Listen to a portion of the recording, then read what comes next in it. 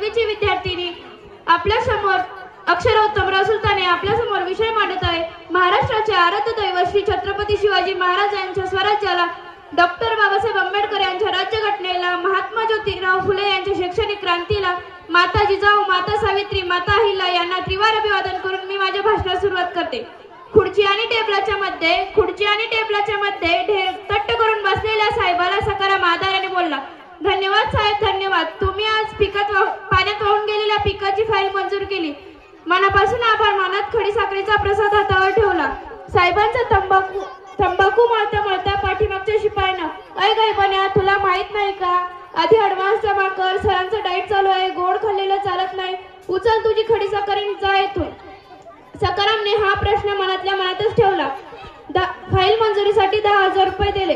File बँकेत जमा झाले की नोटा देतो, लागेल तर या वर्षी हरभरा पेरेल पण पठाकांदा पेरणार नाही, मायेची शपथ घेऊन सांगतो, ठरलेला हप्ता ठेवणार नाही।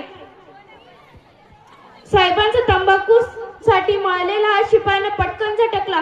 10,000 रुपयाच्या फाईलीसाठी 50,000 रुपये देऊन सकाराम झाडाला जाऊन लटकला। मित्रांनो, अशी अवस्था माझ्या बापाची चाललंय। माझा बाप अख्ख्या जगाचा जरी पोशिंदा असला ना, तरी आज त्याच्यावर आत्महत्या करण्याची वेळ आली। असंच एकदा मराठवाडा विदर्भातील शेतकरी आत्महत्या करत होते, तर एका पत्रकाराने आपल्या भारताच्या कृषी मंत्री साहेबांना विचारलं, का हो साहेब, मराठवाडा विदर्भातील शेतकरी आत्महत्या करतात, यावर तुमचं मत काय? आपल्या भारताचे कृषी मंत्री साहेब म्हणाले, ते प्रेम प्रकरणामुळे आणि दारूमुळे आत्महत्या करतात। हाच प्रश्न, हेच उत्तर एका शेतकऱ्याच्या मुलाला विचारले, का रे मुला, तुझे वडील प्रेम प्रकरणामुळे आणि दारूमुळे आत्महत्या केलीस का, असं आपल्या भारताच्या कृषी मंत्री साहेबांचं म्हणणं आहे।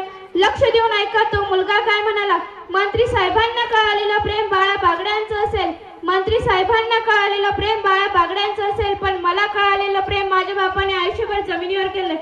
आकाशातून पाऊस पडला नाही आणि जमिनीतून पीक उगवलं नाही, साहजिकच आहे ना, माझ्या बापाची प्रेम कहाणी अधुरीच राहिली।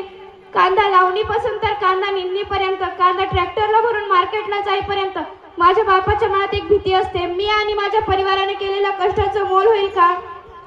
सचिन तेंडुलकर यांनी 15,000 रन पूर्ण केले तर त्यांना भारतरत्न दिला, आणि माझा बाप या बांधावरून तर त्या बांधावर लाखो बांध पूर्ण करतो, भारतरत्न तर सोडावं, साधं गुलाबाचं फुलही त्याला कोणी देत नाही। मला इथंच हा प्रश्न पडतो, आपला देश कृषी प्रधान आहे की क्रिकेट प्रधान? शिवरायांच्या काळात शेतकऱ्याला प्रथम क्रमांक दिला जात होता, शेतकऱ्याच्या मिरचीच्या देठाला हात न लावण्याची शिवआज्ञा होती, परंतु चित्र बदललंय, शेतकरी बापाला कोणी विचारत नाही। जाता जाता एवढंच सांगेल, किती इंडिया डिजिटल झाली तरी भाकरी आपल्याला डाउनलोड करून मिळणार नाही, म्हणून शेतकऱ्याला आदर मान सन्मान नक्कीच द्यावा। धन्यवाद। जय जवान जय किसान।